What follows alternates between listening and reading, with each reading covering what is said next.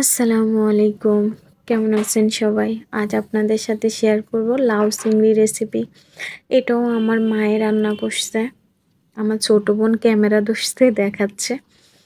তো হচ্ছে যেটা যারা আমার ভিডিওগুলা দেখেন, আমি নতুন ইউটিউবার, নতুন চ্যানেল খুলছি। আপনারা সবাই আমাকে সাপোর্ট করবেন প্লিজ।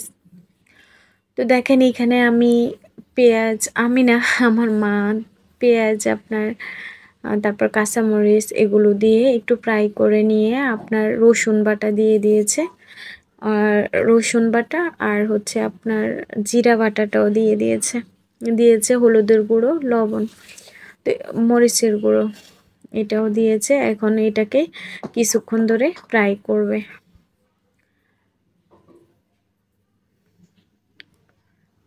এই যে ফ্রাই করে একদম আপনার ভালোভাবে কষিয়ে নিয়েছে। তারপরে এখানে দিয়ে দিয়েছে চিংড়ির মাছগুলা। তো এগুলোকেও এখানে ভালো করে ফ্রাই করে নেবে।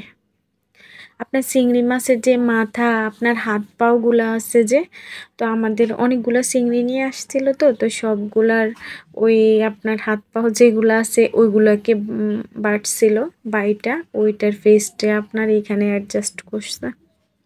ওই পেস্টটাই এখানে দিয়ে দিয়েছে। এখন ওইটাকেও ভালোভাবে কষিয়ে নিচ্ছে। তো দেখেন কিছুক্ষণ কষানোর পর দিয়ে দিয়েছে পানি।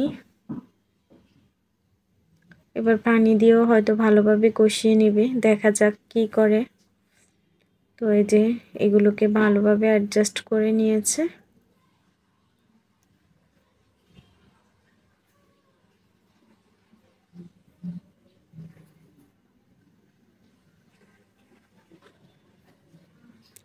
তো হচ্ছে হ্যাঁ, ভালোভাবে কষিয়ে নিয়েছে। দেখেন তেল ওঠা পর্যন্ত অপেক্ষা করছে।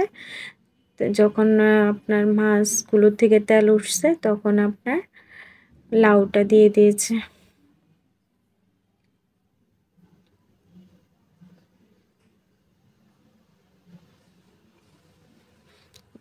লাউ থেকে পানিটা বের হয়ে আসছে, ওইটার মধ্যেই ভালোভাবে কষিয়ে নিচ্ছে। এটাতে কিন্তু পানি দেয় নাই, জাস্ট এমনিতে আপনার পানি বের হয়ে আসছে। ঢাকনা দিয়ে ডেকে রেখেছে, এখন পানি দিয়েছে। এটাকে পানি দিয়ে ভালোভাবে নিয়ে নিয়েছে। এখন দেখেন রান্না কমপ্লিট। তো আজ এ পর্যন্ত, ভালো থাকবেন সবাই। আর যারা এই চিংড়ি লাউ পছন্দ করেন তারা অবশ্যই কমেন্ট করবেন। আমি কিন্তু চিংড়ি মাছ খেতে পারি না, তবে আমি জানি বেশিরভাগ মানুষের এই চিংড়ি মাছ খুব প্রিয়। ছোটোবেলায় ছিল আমার অনেক প্রিয়, বেশি খেয়ে ফেলছি তো তাই এখন আর ভালো লাগে না। তো আজ এই পর্যন্ত, আল্লাহ হাফেজ।